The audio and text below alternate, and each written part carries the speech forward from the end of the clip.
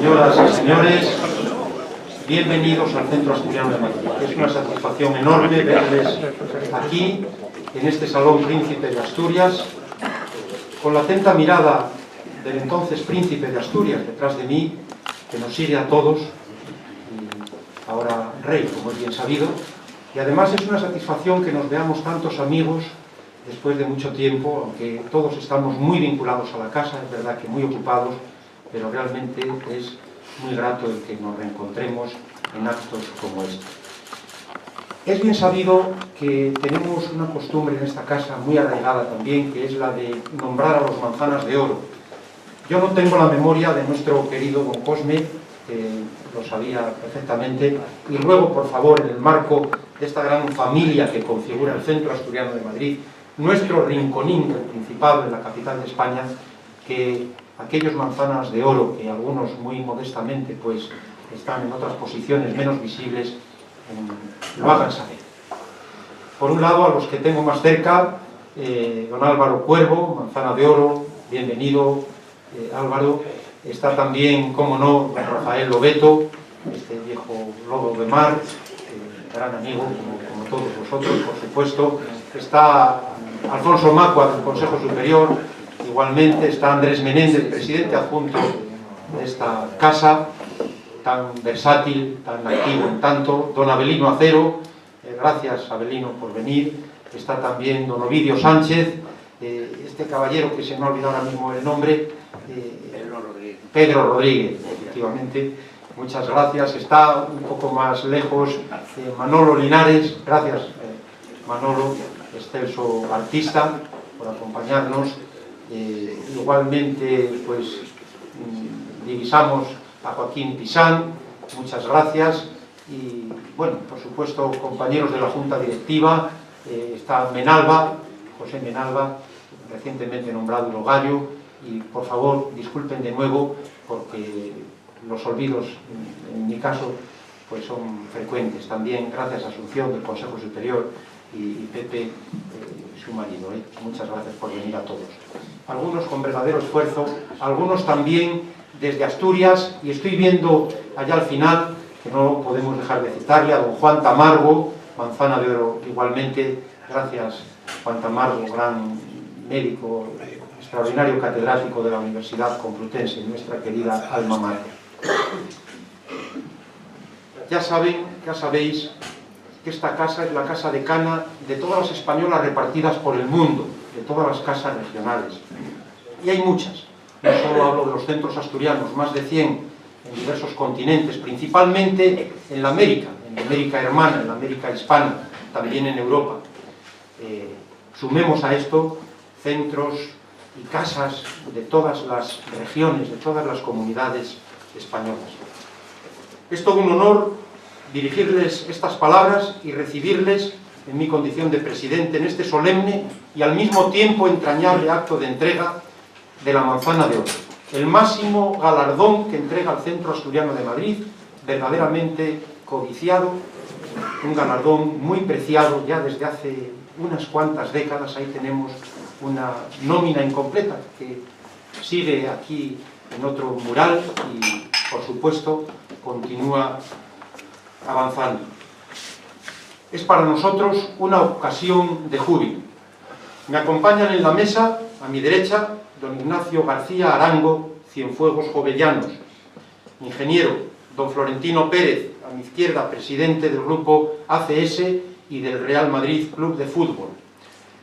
Está también a la derecha de don Ignacio, doña Paz Fernández Felguerosa, que es, aparte de muy conocida por su condición de alcaldesa años atrás de esa bella villa, gran ciudad como es Gijón, ahora es presidenta del Consejo de Comunidades Asturianas y en gran medida viene en representación de todo el gobierno del Principado. Muchas gracias, Paz.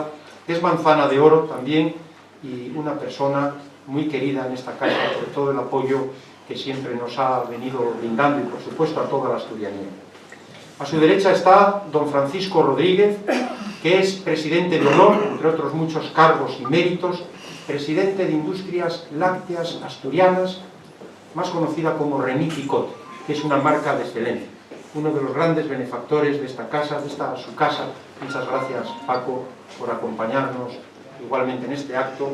Y a la izquierda de don Florentino, doña Pilar Riesco, secretaria general de nuestra Junta Directiva, que después leerá las adhesiones de personas que no han podido estar presentes en el acto, pero que se suman desde la distancia física, porque verdaderamente están presentes. Es una alegría contar con la presencia de todos en la casa, de todos los asturianos y de todos los amigos de Asturias. Hay personas que no han podido acudir, se han excusado, ahora se verán.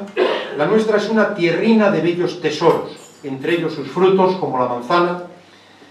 Esta tarde la mesa en que nos hallamos se convierte en una tribuna, en un altar para celebrar este rito de entrega de la manzana de oro, que es símbolo de belleza, de gratitud, de admiración, verdaderamente profunda, también de afecto y de un resplandor como el oro que nos llega a todos. Damos pues la enfática enhorabuena a don Ignacio García Arango Cienfuegos Jovellanos, nacido en el barrio de Cimadevilla, en Sisión, ingeniero de caminos, canales y puertos, una persona que ha dejado huella en nuestra tierrina, en Asturias, con multitud de carreteras, puentes, viaductos y túneles. Su obra ha recibido importantes reconocimientos a nivel nacional e internacional. No me voy a extender porque esa es una labor glosadora que realizará don Florentino, pero sí quiero decir que ha participado en numerosos congresos y es autor de publicaciones muy relevantes en su especialidad. Es académico de Bellas Artes y, entre otros muchos cargos, recuerdo que es presidente del patronato de la Fundación del Principado de Asturias, Foro Jovellanos, una fundación que fue creada para estudiar y difundir el pensamiento de ese egregio asturiano y español, que fue Jovellanos, y hacerlo útil en nuestra sociedad, en la sociedad española del siglo XXI. Gracias, Ignacio, por tu dilatada y fecunda trayectoria de servicio. Con esta manzana, que después te pondrá nuestro presidente de honor, según el protocolo que hemos establecido, va el aplauso, la gratitud, el afecto y el reconocimiento profundos de esta casa, que es, por supuesto, la tuya. Y desde ti quiero felicitar a todos los familiares y todos los seres queridos que te acompañan. Enhorabuena, don Ignacio García Arango, que será presentado, como queda dicho, por don Florentino Pérez, presidente del Grupo ACS y del Real Madrid Club de Fútbol, que a su vez, con arreglo al protocolo, será glosado por mí, aunque él es sobradamente conocido. Voy a ofrecer algunos datos de don Florentino Pérez, a partir de esa fuente inagotable de datos que es Internet. Luego, Florentino, disculpes los posibles errores y omisiones que haya, que tú sabrás completar. Empresario, ingeniero y político español, ingeniero de caminos, canales y puertos por la Universidad Politécnica de Madrid. Fue director general de la Asociación Española de la Carretera entre el 73 y el 76. En 1976 pasó a ser delegado de Servicios de Saneamiento y Medio Ambiente del Ayuntamiento de Madrid. Fue nombrado vicepresidente ejecutivo de Construcciones Padrós, Sociedad Anónima. Ingresó en el Consejo de Administración de una empresa francesa de construcción participada por el grupo constructor Obras de Construcción e Instalaciones, OCISA. Fue nombrado presidente de OCP, Construcciones Sociedad Anónima, y de la Sociedad Española de Montajes Industriales de Electricidad Cobra, Sociedad Anónima. En el 97 se le nombró director del grupo Actividades de Construcción y Servicios, ACS, resultante de la fusión de las constructoras OCP y Ginés y Navarro. Como presidente de ACS fue galardonado con el premio al mejor empresario por su trayectoria profesional que anualmente entrega la revista Actualidad Económica. Entre los hitos más importantes de su gestión al frente de ACS destacan la adquisición del Grupo Dragados en 2003, lo que les convierten en líderes nacionales en el sector de la construcción y de una participación de control de la Alemania Hochtief en 2007, que les catapulta entre las primeras del mundo con muy numerosos e importantes proyectos internacionales. En 2015, ACS Lideraba el ranking mundial de empresas de la construcción por cuarto año consecutivo, seguida por Hochschild, también bajo su control. En enero de ese año figuraba como el accionista de referencia de ACS con una participación aproximadamente del 13% a través de Inversiones Besán, Sociedad Anónima.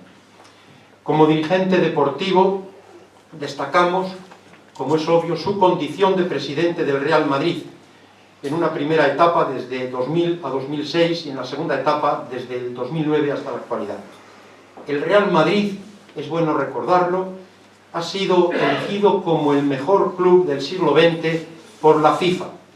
No puedo dejar de decir, con legítimo orgullo, que este Centro Asturiano de Madrid tiene un convenio con la Fundación Real Madrid a través de una de las escuelas sociodeportivas, que es para nosotros un verdadero honor. Y por eso me he puesto además hasta la corbata, que disimulada es del Real Madrid. De manera que lo llevamos siempre muy presente en el corazón. De manera que muchas gracias, Florentino, es todo un lujo contar contigo esta tarde, con todos los amigos. Sin más, te cedo la palabra. Muchas gracias a todos.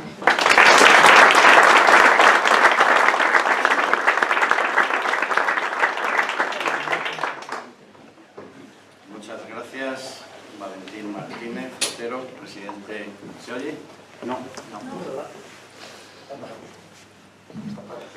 Presidente del Centro Asturiano de Madrid, Francisco Rodríguez, presidente de honor del centro, Paz Fernández Feguerosa, presidenta del Consejo de Comunidades de Asturias, Pilar Riesco, que es la secretaria de la Junta Directiva del centro, queridos amigos, aquí tengo muchos amigos que me honran también con su presencia y que nos acompañan en este acto de entrega de este homenaje de la manzana de oro del Centro Asturiano a nuestro amigo Ignacio García Arango Cienfuegos Jovellanos. Y decir en primer lugar que es un honor para mí haber sido invitado a efectuar esta presentación de una venerable institución como es esta, creada a finales del siglo XIX y que mantiene no solo su lozanía, sino también su papel eficiente en la tarea, no siempre fácil, de acumular esfuerzos entre afines para conseguir admirables objetivos sociales, culturales y deportivos. Y una institución que, como ha dicho el presidente, colabora con la Fundación Real Madrid desde el año 2001 a través de una escuela sociodeportiva con 50 niños y en un torneo para benjamines y prebenjamines en la Quinta de Asturias, ¿no? En Villaviciosa de Oro. Centrándonos en nuestro homenajeado, la biografía de Ignacio, este ilustre personaje que hoy va a ser distinguido por los asturianos madrileños, ¿no? Ha de comenzar por fuerza destacando que es un ingeniero modélico. En realidad, como todos ustedes saben, ambos estamos marcados por ese sello que ha impreso en nosotros la ingeniería de caminos, canales y puertos. Pero mientras yo he dispersado mi actividad en muchos menesteres, yo empecé también en la administración pública, aunque no me lo ha dicho el presidente, estuve en CEDET, todo el mundo lo sabe, fui subdirector del Ministerio de Industria, director general del Ministerio de Transportes, subsecretario en el Ministerio de Agricultura y luego estuve en la empresa privada, que eso sí ha hecho una referencia, que empezamos en el año 83, cuando dejé la política y también, no sé por qué me dio por meterme en esto de la gestión del fútbol, lo cual no tiene nada que ver. Pero mientras yo he hecho varias cosas, Ignacio García Arango ha sido un profesional rectilíneo y de una pieza, como yo digo, un ingeniero completo y cabal que ha copiado saberes y experiencia y lo ha sido todo en el vasto campo de las carreteras en general y de las carreteras asturianas en particular. Desde la promoción del 69, fue ingeniero de demarcación de carreteras de Asturias hasta 1988.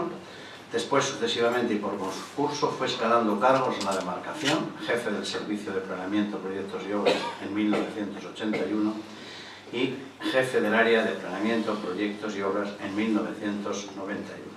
En 2004 alcanza la jefatura de la demarcación de carreteras del Estado en Asturias y cargo que ha permanecido hasta su jubilación en el año 2012. Como ven, es una carrera dedicada a su profesión y a Asturias. Por eso digo que es un ingeniero como deben de ser los ingenieros. A lo largo de este meritorio desarrollo profesional ha proyectado, construido y conservado muchos kilómetros de carreteras, así como decenas de túneles y de puentes. Y para llevar a cabo su tarea ha desarrollado numerosos trabajos de investigación que le han convertido en uno de los más reconocidos expertos de la especialidad. Por citar solo unos ejemplos de esta meritoria labor, quiero mencionar que introdujo en España la técnica del pavimento de hormigón armado continuo en carreteras, sin armaduras transversal y con flejes, novedosa a nivel mundial. Introdujo también en España la grava ceniza-cemento, que dio lugar a los tipos de cemento CV. Realizó estudios para la implantación del control de calidad en las obras de carretera, participando en el grupo creado por la Dirección General del Ministerio para desarrollar tales sistemas. Y suyos fueron los borradores iniciales de todos los pliegos de contratación, así como el del libro de calidad publicado por el Ministerio, después de un amplio debate. También fue autor de los criterios que sirvieron de base para el seguimiento de las obras y para la organización de los servicios periféricos todavía vigentes hoy día. Las carreteras asturianas, yo diría que las de toda España, deben mucho a nuestro homenajeado en el día de hoy. Pero los que conocemos la técnica y los que somos ingenieros, consideramos que es una cosa extraordinaria y muy importante lo que ha hecho, pero lo es todavía más el hombre completo que ha sabido conjugar su absorbente profesión con otras ocupaciones humanistas y con una pasión por el fútbol que ambos compartimos y que ha estrechado nuestra amistad con la inestimable ayuda y colaboración de su nieto Gonzalo, que está por aquí, como antes le he visto. Esta pluralidad de valores profesionales y humanos le ha preparado numerosos reconocimientos, de los que me parece indispensable citar al menos los más significativos y relevantes. El Colegio de Ingenieros de Caminos, Canales y Puertos, nuestro colegio profesional, le concedió en 1990 la Medalla de Honor. El Centro Asturiano de Sevilla le ha otorgado la Madreña de Oro. Posee la encomienda de la Orden del Mérito Civil, así como la encomienda de la Orden de Isabel la Católica. Es miembro de la Real Academia de Bellas Artes, antes de San Fernando, y en 2012 le concedió la medalla la Asociación Española de la Carretera con mención especial. Y en 2014 a ETOS, que es la Asociación Española de Túneles, le nombró socio de honor. Finalmente, en el campo de estas aficiones socioculturales, quisiera referirme a la presidencia que ocupa del Patronato del Foro Jovellanos, una institución que ha investigado y potenciado la imagen del gran polígrafo ilustrado, Gaspar Melchor Jovellanos, un asturiano de su tiempo, el siglo XVIII, que supo prever los cambios que produciría la revolución industrial y que se puso al frente de la modernización de este país ante la incomprensión de los poderes reaccionarios de la época. De Jovellanos escribió Manuel Fernández Álvarez, el gran historiador, que como buen ilustrado, la modernización de las obras públicas y de la técnica y el fomento de la educación aparecen como sus objetivos preferentes. Esta convicción explica que Jovellanos fuera una persona de formación humanista, pero a la vez impulsara el estudio de la minería en Asturias y la creación, por ejemplo, del Instituto de Mineralogía y Náutica. Esta conjugación de afanes, el de la modernización mediante las obras públicas y el de la preocupación humanista, como antes he dicho, caracteriza pues también a nuestro amigo Ignacio, que sin duda merece el homenaje intelectual y moral de todos quienes sentimos la necesidad de contribuir a engrandecer este país, tan afectado últimamente por egoísmos particulares que requieren respuestas firmes basadas en la racionalidad, en la voluntad, en la inteligencia y en el trabajo. Y ya no quiero cansarle más. Gracias, amigo Ignacio, por haberme dado la oportunidad de participar en este merecidísimo reconocimiento que le tributan tus paisanos trasterrados a Madrid, este rompeolas de todas las Españas, como escribió Machado. Fue Jovellanos también precisamente quien dijo aquello de que la posteridad no me juzgará por mis títulos, sino por mis obras. Pues puedes, en este sentido, Nacho, estar tranquilo. Tus obras y tu ejecutoria han sido admirables, y eso en el fondo es lo que hemos venido hoy a decirte, este grupo de amigos que te acompaña. Felicidades y un fuerte abrazo.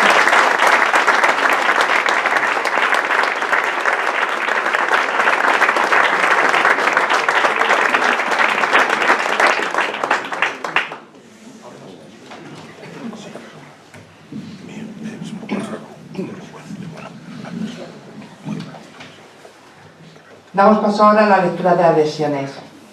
Hemos recibido carta del Gobierno del Principado de Asturias, de la directora del Gabinete de Presidencia, Diana González Fernández, que nos dice: en nombre de nuestro presidente deseo expresarle su reconocimiento por la invitación que le ha hecho llegar para los actos que, con motivo de la entrega de la manzana de oro del Centro Asturiano de Madrid a don Ignacio García Arango, Cienfuegos Jovellanos, tendrá lugar el próximo día 15 de noviembre. Lamentablemente no podrá asistir en esta ocasión y me indica que les haga llegar su mejor deseo en la organización de los actos y su felicitación al galardonado. También Gustavo Suárez Pertierra nos escribe: querido presidente, lamentablemente no me es posible asistir, como hubiera sido mi deseo, al acto de entrega de la manzana de oro al querido amigo Ignacio García Arango. Te pido disculpas por mi ausencia, que me impide compartir con todos vosotros este acto tan entrañable. Te ruego hagas llegar a Ignacio la más efusiva felicitación a la que se une Ana Fernández Cornado, mi mujer, por esta distinción para nosotros tan importante y que está merecida en este caso. La manzana de oro que hoy entregamos es un reconocimiento al brillante trabajo que ha realizado en y por nuestra tierra Ignacio García Arango a lo largo de su vida profesional. Un saludo muy cordial. Tenemos también un email de Manuel Villaceguino, de la Universidad Nebrija. Querido Valentín, siento mucho no poder acompañaros el miércoles 15 por estar de viaje en París estos días. Transmite mi felicitación a Ignacio García Arango por tan merecida manzana de oro y a nuestro centro asturiano por saber reconocer los méritos de una persona tan capaz, ejemplar y bien formada. Un mensaje telefónico de Miguel Ángel Lombardía. Todas las manzanas son una distinción ejemplar. La de Ignacio García Arango yo creo que era la manzanona que esperaba la pomarada. La familia Lombardía felicita a la familia García Arango en esta ocasión en que los asturianos de Madrid muestran a Ignacio su admiración. Y también nuestra felicitación a la Junta Directiva y en su cabeza a su presidente, Valentín Martínez Otero. Otro email de Urbano Arregui, que escribe desde Asturias: lamentando no poder acompañarle en tan emotiva ceremonia de entrega de la manzana de oro de ese centro asturiano, distinción en este caso tan aceptada como merecida, ruego hagan llegar a don Ignacio García Arango, Cienfuegos Jovellanos, extraordinario colega, paisano y amigo, mi entusiasta felicitación, conservando la distancia, un fuerte abrazo. Otro correo de Víctor Montes Amiga: querido presidente amigo, acuso recibo el correo electrónico en relación a la entrega de la manzana de oro a tan importante ingeniero asturiano. Lamentablemente no puedo estar con vosotros ese día, pues otros compromisos adquiridos anteriormente me lo impiden. Aprovecho la ocasión para saludar a todos los presentes al acto. Te ruego el tratamiento de mis saludos más cordiales y mi más sincera enhorabuena por tan reconocido y prestigioso galardón que la manzana de oro. Tanto significa y sentimiento tiene para nosotros asturianos. Os mando a todos los presentes un cordial y afectuoso abrazo. También Florentina Martínez Roces, presidente del Centro Asturiano de Málaga, da la enhorabuena para el galardonado. Tenemos una carta de Mercedes Fernández, de Oviedo: estimado Ignacio, te felicito en esta distinción que te otorga el Centro Asturiano.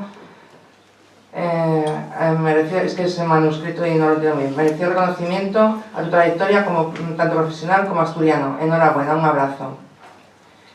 Y también hemos recibido una nota telefónica de José Luis Casas, vicepresidente de este Centro Asturiano, que se disculpa por no poder asistir a este acto.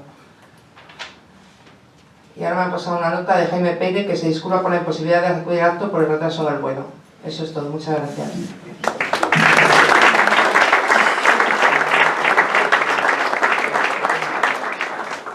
Muchas gracias. También hemos de saludar singularmente al Padre Ángel, que se ha incorporado, manzana de oro, asturiano universal, un heraldo de concordia, una persona muy ocupada siempre en beneficio de los más desfavorecidos, un hombre santo. Muchas gracias, Padre Ángel, por acompañarnos. Y ahora vamos a proceder pues a la entrega, a la colocación de la manzanina por parte de don Francisco Rodríguez y en la solapa de don Enrique.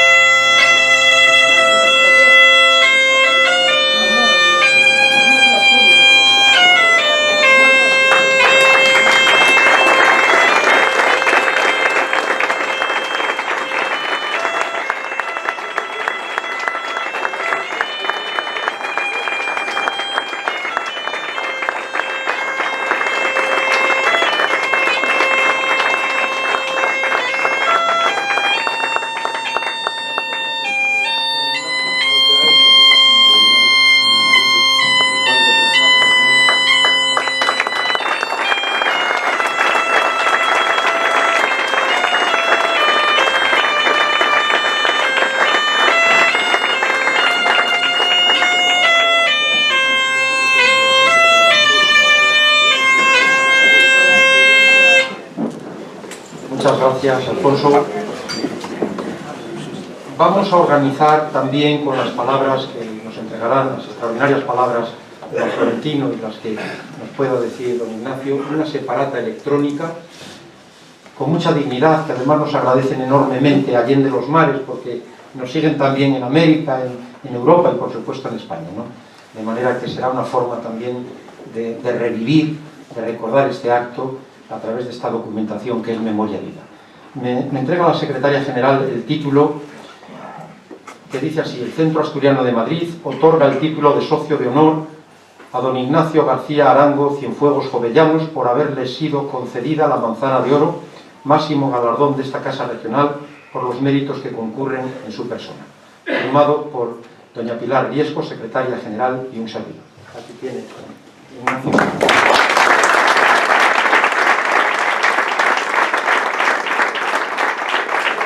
Y tienes la palabra. Hola, buenas. Sí, buenas tardes a todos. Bueno, señores presidentes del Comité Directivo Superior y del Centro Asturiano, los pongo de hermanos gemelos, todos los compañeros Manzanas de Oro, muy querido Florentino, que tuvo la gracia de presentarme y hacerme ese favor, todos los que estáis aquí, que sois amigos. Yo lo primero es que quiero volver a dar las gracias al Centro Asturiano, y lo personifico en su presidente por haberme hecho este honor tan grande de darme una manzana de oro y dejarme ser así un poco eterno y estar ya dentro del Jardín de las Hespérides, que aunque siempre fue Asturias, pues para mí ahora más. Me emociono mucho porque yo al centro lo conocí casi cuando vine a estudiar a Madrid y estaba en la calle Arenal y había un chigre que era el bar La Mina de Tuto. Yo ahí, como estaba estudiante y de pensión, los domingos siempre solía gorrear la comida y la mayor parte de ellos, dos amigos de mi padre de cuando la guerra, que eran Celestino García Álvarez, más conocido por Tino, y Sabino Fernández Campos, me llevaban allí, íbamos a tomar vermú de las 12 y después normalmente me llevaban a comer, con lo cual yo el centro lo tengo claro desde que vine a estudiar caminos. Después, más tarde, conocí a Cosme Sordo y se me acentuó el cariño. Y cariño que debía ser recíproco, porque si no, no entiendo por qué se fijaron estos señores en mí para darme la manzana. Bueno, pasados estos reconocimientos de los amigos, digamos, de mis inicios en Madrid, quiero recordar a mis padres, que se llaman Ignacio y Manuela, y a mis hermanas Belén y Chita, que están por ahí, con las que me formé de niño. A ellos, a mi familia, les debo lo poco bueno de mi manera de ser y sobre todo tres cosas. Un cierto sentido del humor, la tranquilidad profunda y lo que es más importante, que me enseñaron a que todos somos iguales. Esto último me lo inculcaron de un modo muy práctico, nada de teorías ni de enseñarte catecismo ni nada de eso, sino que te enseñaron a pensar que pensase siempre que cuando hacías algo podía repercutir sobre los demás. Yo siempre me quedo clavado porque siempre pienso cómo puede sentir que le haga al otro lo que me hiciesen a mí si fuese a la inversa. Y después me enseñaron otra cosa, que si veía uno muy grande, pues bueno, que lo consideras igual, y si veía uno muy humilde, lo mismo. Eso que me lo grabaron a fuego, lo agradezco mucho. Yo, que tampoco soy demasiado tonto, ya sé que en una sociedad como esta es mucho mejor tener el corazón de ladrillo. Pero bueno, el que te enseñen de pequeño a no confundir el valor y el precio es muy importante y lo agradezco mucho. Mis padres tenían un gran sentido de la justicia social y yo creo que porque eran muy católicos. Los buenos católicos no suelen atacar a la Santa Madre Iglesia, pero aunque parezca paradójico, son más socialistas que nadie, porque para ello lo principal es el amor fraterno. Y la justicia, que es más importante, es una especie de sucedáneo que es muy loable, pero que de cierto modo se fundamenta en el egoísmo, cosa en que no se fundamenta en el amor fraterno.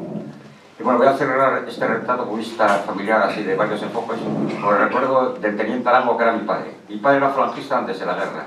Hizo toda la guerra voluntario en el frente, a pesar de no tener espada de pelea. Y cuando acabó la guerra, se volvió a trabajar a Hidroeléctrica del Cantábrico y se olvidó del régimen. Y mi padre, cuando tenía 10 años, me dio una lección maravillosa de memoria histórica que no voy a contar entera porque me enrollaría demasiado, pero que la síntesis, después de enseñarme a dos especímenes, uno que había combatido con un bando y otro con otro, que eran muy distintos, me enseñó una cosa, que dijo: los nobles son nobles, sea cualquiera sea su ideología, y los criminales, tengan la que tengan, solo son criminales. Yo por eso aprendí todo lo que tenía que saber de memoria histórica y ya no quise saber más, porque con eso me la sigo arreglando, a pesar de que pasaron 65 años. Bueno, yo nací en Gijón, cara al mar, y y a los 3 años fui al exilio a Oviedo, aunque ahora ya soy tan obetense como gijonés. Mi infancia la pasé entre Cimavilla y Oviedo. En Oviedo había un colegio que era La Milagrosa, y había una monja que era Sor Julia que flotaba como si fuese una paloma, porque tenían aquellas alas que tenían los de las monjas, y para mí era una señora que me parecía guapísima y tal. Después hice la preparatoria en el instituto, en de la Sala, y después en el instituto hice todo el bachiller. Ahí aprendimos mucho, porque que no te presionaba mucho en el día a día, te metían las cosas como por osmosis, digamos. Bueno, no voy a citar a todos los profesores porque sería un rollo, pero sí voy a citar a don Pedro Paravia, que era el catedrático de filosofía y que fue director. Él te enseñaba bastantes cosas de arte, de literatura y de filosofía, pero sobre todo nos enseñó una cosa que decía: la filosofía no es conocer los filósofos ni la historia, con lo cual siempre daba prueba colectivo. Lo importante de la filosofía es mirar y después hablar de lo que viste, primero contigo y después con los demás. Con él, cuando, como decía Alberti, tenía piedras en los ojos, aprendí a que se podían ver también los bosques a vista del pájaro. Y después, hasta muchos años después que murió, pues tuve la suerte de cuando venía de Madrid hablaba con él. Y más tarde vine a Madrid. Madrid daría por un libro, o sea que voy a ser muy rápido y hablar solo de la escuela del Retiro, que fue la que pillé yo, aunque en quinto fui a la otra. Había profesores buenísimos, que todos eran en general ingenieros, es decir, no eran licenciados en ingeniería profesionales de la enseñanza, sino ingenieros que iban allá a dar clase. Y entonces nos enseñaron de todo, bueno, desde dibujo, matemáticas, etcétera, etcétera, hasta organización de empresa. Pero nos enseñaron dos cosas: acostumbrarnos a una cosa que yo ya me la había enseñado en casa antes, a ver la vida con sentido del humor. Y después nos metieron un genio vital que, bueno, los que están aquí, compañeros míos, que hay varios, Florentino, Jorge, Abelino, Pedro, Tony, José Luis Manzanares, se acordarán que el Genes era una cosa, que lo que te enseñaba era decir, cuando te encuentras con un problema, normalmente no tienes ni idea, ni sabes ni por dónde empezar, y tendrás ganas de salir corriendo. Bueno, pues lo que tienes que hacer es como los toreros, no asustarte y lanzarte sobre él, como hacen los toreros con el toro o los lobos sobre las ovejas. Y cuando haces eso, misteriosamente funciona y empiezan a aparecer soluciones en el aire. Bueno, yo creo que eso es lo más importante que nos enseñaron en la escuela, aparte de toda la técnica variopinta que te enseñaban. Al acabar la carrera, pues me entró la duda de quedar en Madrid, que se está muy a gusto y ya está muy acostumbrado a Madrid, y donde tenías un camino mucho más abierto para elegir entre la privada, la administración y lo que quisieras, ya de aquel y otra, volver a Asturias. Yo de aquí tampoco era demasiado tonto y sabía que a lo mejor probablemente en aquel momento ya había habido determinados cambios y era más clara la empresa privada como camino abierto con la administración. Y sabía también que la administración, el peor sitio para trabajar es el sitio donde vives, pues que allí si haces algo, como en toda la pública siempre hay algo discutible, siempre perjudicas a alguien que protesta mucho y es el que más se mueve, porque los que les favorece habitualmente no se mueven, claro. Y entonces enseguida te conviertes en una especie de enemigo del pueblo, cosa que pasó bastantes veces. Quizá en esta elección también influyó el reflejo de mi padre, que mi padre era más partidario de trabajar para la sociedad que para una empresa privada, aunque toda la vida trabajó en hidroeléctrica y estuve muy contenta. Yo acerté en parte, pues pasé toda la vida ahí donde ya sabía que estaba en un ambiente que prácticamente es limitado y cada vez más, donde la imaginación es siempre un pelín heterodoxa, donde si asientes y dices muchos señores es un mérito fenomenal, es decir siempre sí señor, y donde el horizonte pues tiene ciertos límites, más incluso que el sueldo, que los tiene importantes. Como otros muchos me equivoqué en parte en mi comportamiento, porque durante 42 años que trabajé, aunque intenté mantener siempre la rigidez cadavérica apropiada, no fui capaz y muchas veces tuve conflictos. Lo lógico era que hubiese sido siempre plano y callado y yo no fui ni uno ni lo otro, pero sí debo decir en contra que disciplinado sí siempre fue del primer día. Después de discutir mucho, pues bueno, pues es como la mil, las órdenes son las órdenes. Entonces después, ya como asenté en Oviedo, empecé a trabajar y a pasar por Asturias. Y allí conocí a María y me enamoré de ella. Nos casamos, después vinieron Nacho, Vicky y Luis. Vivíamos en Oviedo. Los domingos solíamos ir de excursión. Conocíamos todos los campos, las calellas, los prados y las playas. Los caballitos de las ferias alrededor de Oviedo, yo creo que todos. Algunos veranos íbamos a Gijón y empezamos el colegio. Curiosamente, como era un degenerado, muchos sábados y domingos íbamos a ver obras y los solía dejar en el bar del pueblo de turno mientras yo andaba por ahí. Cuando la Y hacíamos eso en Serín, donde pues Nacho, Vicky y Luis yo creo que parecían casi de recientes. y seguimos teniendo amistad con Conchita y Santiago todavía. Porque íbamos a un bar que era donde se comía la obra, que era Casa Quilo, quedaban ahí, ellos jugaban por los alrededores, merendábamos y tal. Seguí es un pueblo inolvidable. Y además en Seguí, aparte de la catedral de Sevilla, de la de León y la de Burgos, hay una de las mayores catedrales de España, porque Conchita ya está jubilada. Pero bueno, si Conchita entrase aquí y bajase a la tercera planta, entrase por el restaurante, daría una clase de caza que yo creo que solo la podrían comparar otras dos catedrales. Una era una señora que se llamaba Lasari, que era la cocinera de don Sebastián Miranda, con lo cual por alguna conexión de familiar yo borreaba la comida también algunos días y cocinaba de película. Y otra señora muy antigua, que yo creo que solo conocemos los veteranos, que era una señora que tenía una cosa que se llamaba el Fijón de Santiago, que se llamaba Victoria, que cocinaba también de película. Por eso digo que Seguí era muy importante.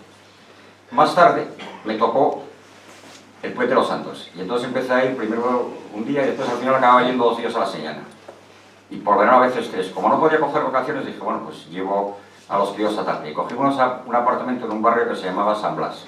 Pues iban a la playa, andaban por el pueblo corriendo, cosa que en una ciudad no sabían y descubrieron una galaxia distinta. Hacíamos excursiones, nos robaron las bicis a veces bailamos, yo bailaba fatal en el muelle y en la rampa del muelle, que era cuesta abajo, mucho peor porque caía casi siempre. Pero bueno, es que la moda era bailar en el muelle y cuesta abajo. Después, a veces íbamos a pescar y eso era bastante malo también. Los veranos siempre había una excursión muy guapa que era coger la riantera e ir hasta Abres con una lancha que se alquilaba y bañarte por allí. Otro día hicimos, como hicimos con comillas, porque exactamente no la hice yo, pero bueno, fue el responsable fui yo, una ilícita competición de romper cristales en el campo de fútbol. Hubo que pagar no sé cuántos cristales entre no sé cuántos padres. Había un teatro ahí que eran unos señores que venían de La Mancha, que tenían un castellano perfecto y que hacían una obra de teatro todos los días, pero clásica, se enseñaba por la mañana, aquí íbamos mucho por allí. En un prado que había enfrente del apartamento, hasta un hoteluco que había, que era el San Antón, había unos partidos de fútbol brutales entre los niños, donde Nacho y Luis jugaban siempre. Y de ahí se generó una cantera por un torneo que había en agosto en el Polideportivo, donde los pueblos de los verantes lo que hacían era dar cera equitativamente y con entusiasmo. Yo tengo uno de los grandes orgullos de mi vida, y era futbolista. Luis de pequeño era como un gatín pequeño y muy ágil. Y en el torneo de Alevines quedó el máximo goleador y le dieron una copa que era así, era mayor que él. Y yo todavía recuerdo la copa esa de Luis cuando era futbolista, aunque por eso salió Gonzalo también aficionado al fútbol.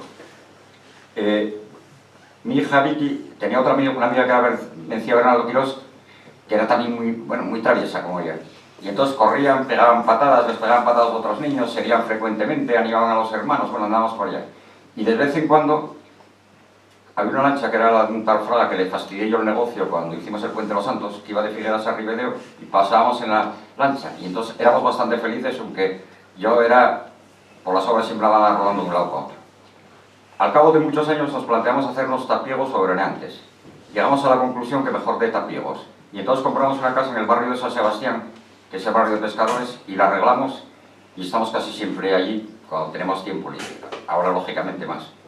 La casa es pequeña, está llena de libros, pero tiene otra ventaja, que si vas hacia abajo, vas hacia el muelle, y si sales paseando hacia el oeste, una zona muy salvaje que se llama Represas, entras en una naturaleza salvaje, verde, desierta, y ves al mar por debajo de un acantilado. Es una casa, que ahora os voy a decir un secreto, que yo hace años le puse un nombre, que era el recuerdo de una novela de pequeño, y a esa casa, que no tiene ese nombre, ni mucho menos, se llama San Sebastián, no sé qué, la llamo Visusalde porque era la casa que tenía Santiandía, que era un paisaje muy parecido.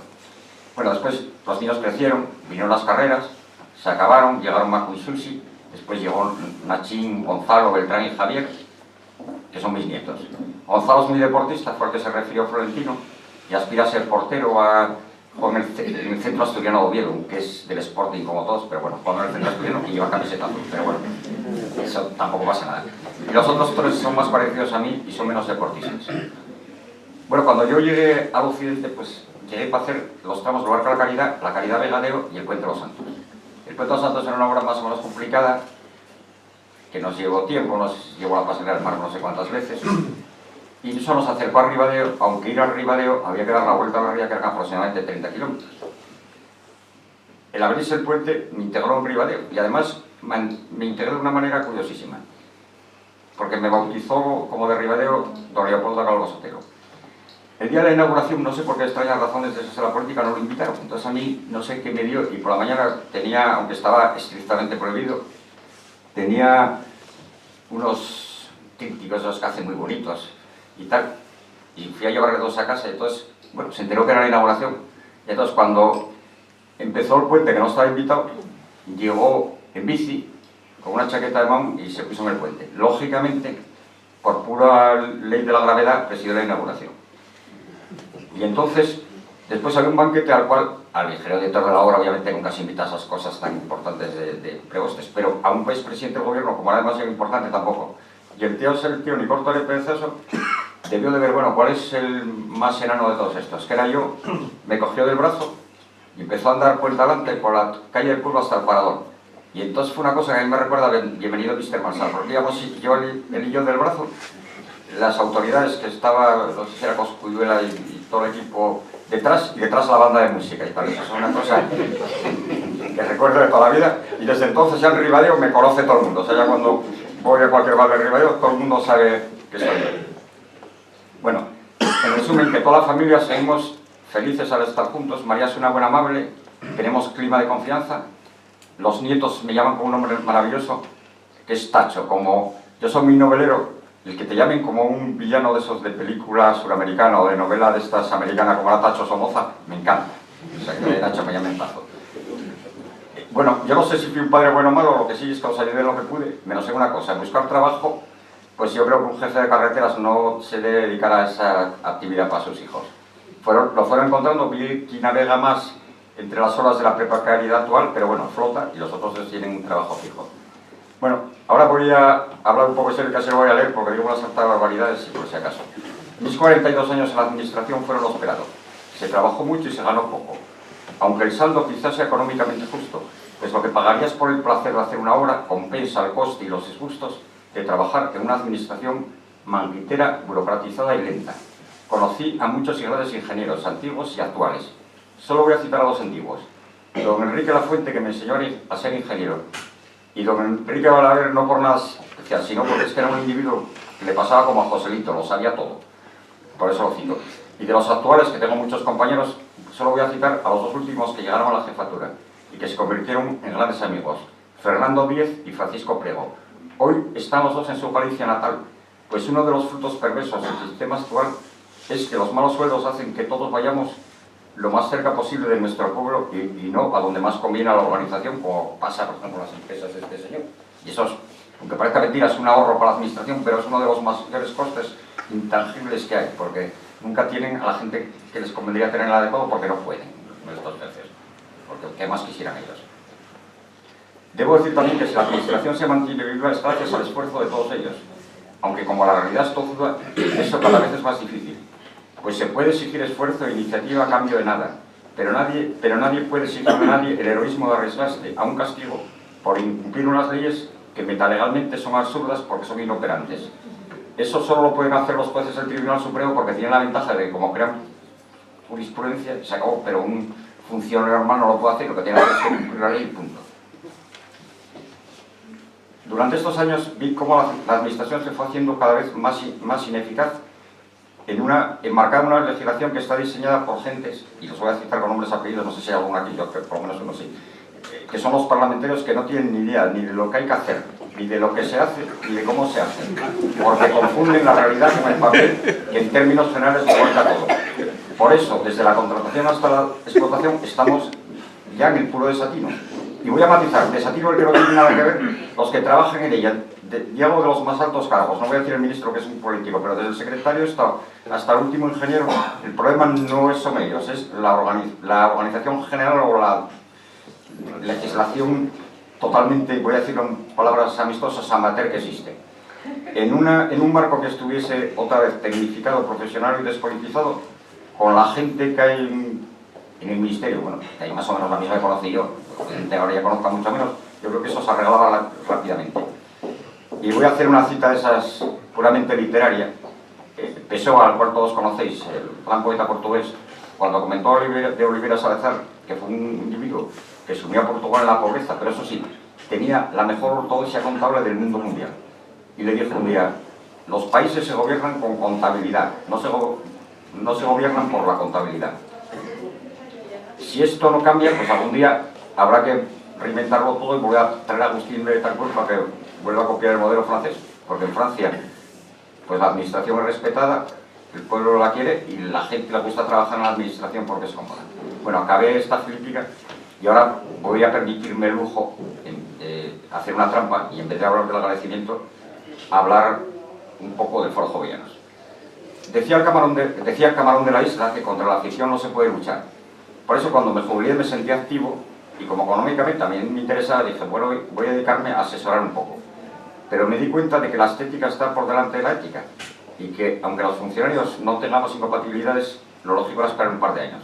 Al cabo de ellos se me había pasado el arroz y ya nadie se acordaba de mí, con lo cual me dediqué a restringir el nivel de gasto y a vivir como un exfuncionario porque ya no tenía trabajo. Y me entretuve en leer, escribir y en ayudar a algún amigo. En eso, en 2015, me ofrecieron la presidencia del foro, trabajo al que me dedico ahora. Y entonces, ahí es donde os voy a soltar un foro. El foro se creó en el 95 con el fin de estudiar y divulgar el pensamiento de Jovellanos y promocionar su aplicación en la resolución de los problemas de hoy.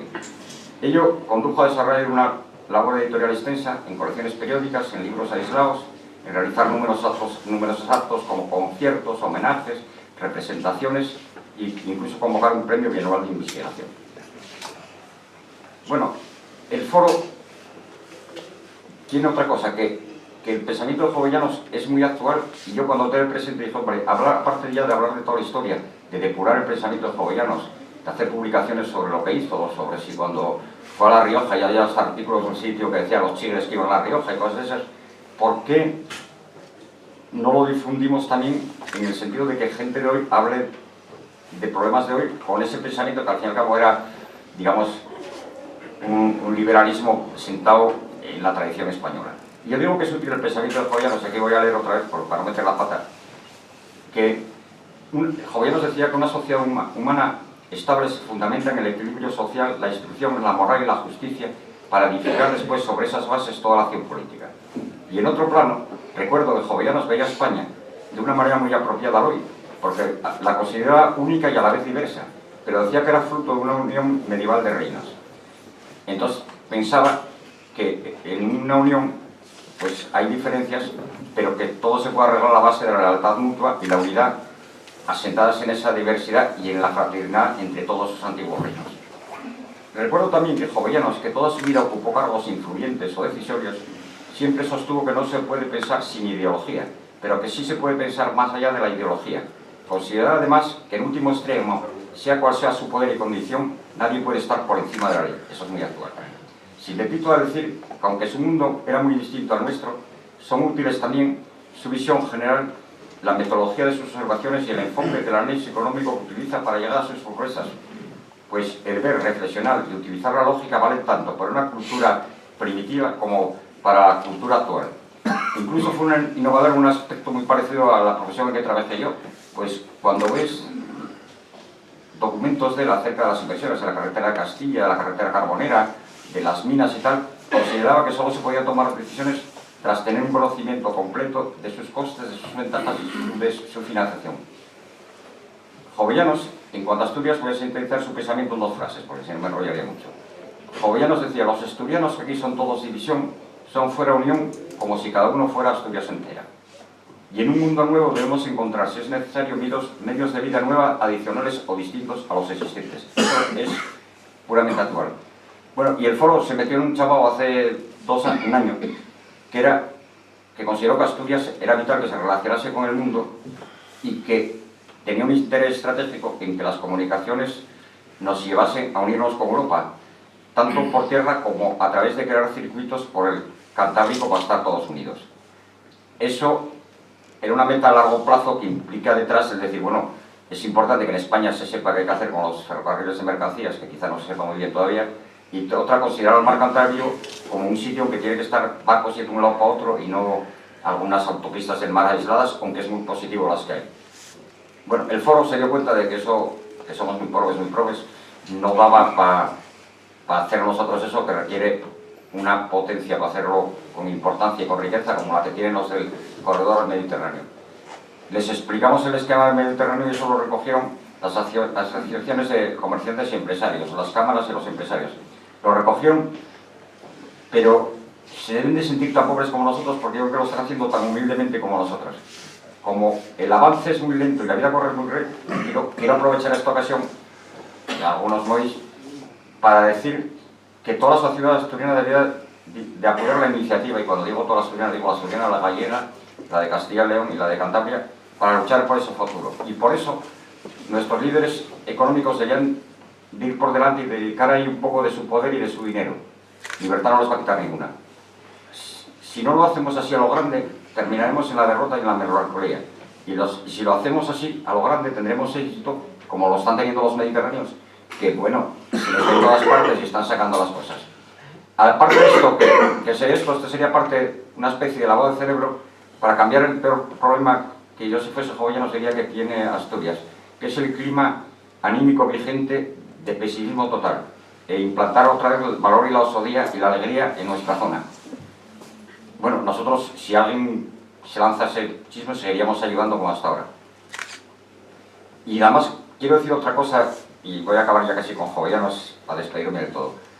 Jovellanos dijo una cosa, y la tenemos todos los que hemos, de alguna manera, la suerte de haber tenido estudios o tener una buena profesión o una buena situación, que es que tenemos la obligación, dado que nos educamos gracias a los anteriores, mantener esa antorcha de pensar libre e independiente, porque si no va a morir nuestra sociedad y eso no lo queremos ninguno.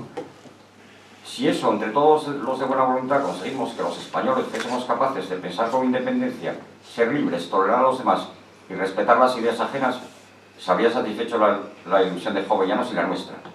Y para tener eso solo falta hacer lo que inspiró a Jovellanos, y vuelvo a él: la razón, la verdad y la solidaridad, y utilizar su método de trabajo, que era dialogar, utilizar la lógica y el consenso. Y insisto, Jovellanos acabaría con la alegría.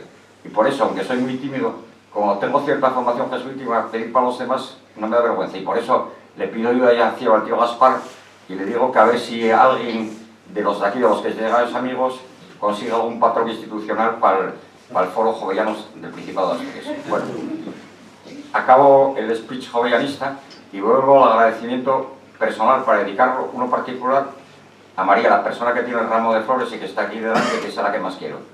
Para ello me voy a situar en el sentimiento frente a la mar en Tapia, frente a la isla esa que tenemos donde pega el mar.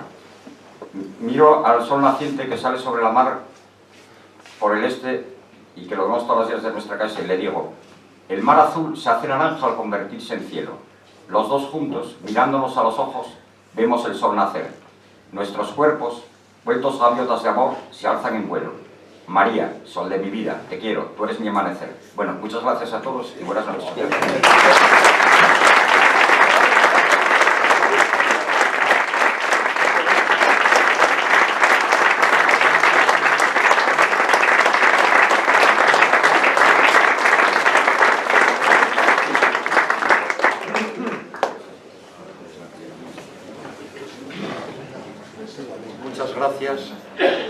Muchas gracias, Ignacio, por esas palabras, por ese autorretrato narrativo que, además de los datos personales, en un tono de humor, pues también nos ofreces otros datos sobre nuestra Asturias, nuestra España, datos jovellanistas y muy estimulantes por toda esa trayectoria tan ejemplar que has venido haciendo y continúas con tu labor como presidente del Foro Jovellanos.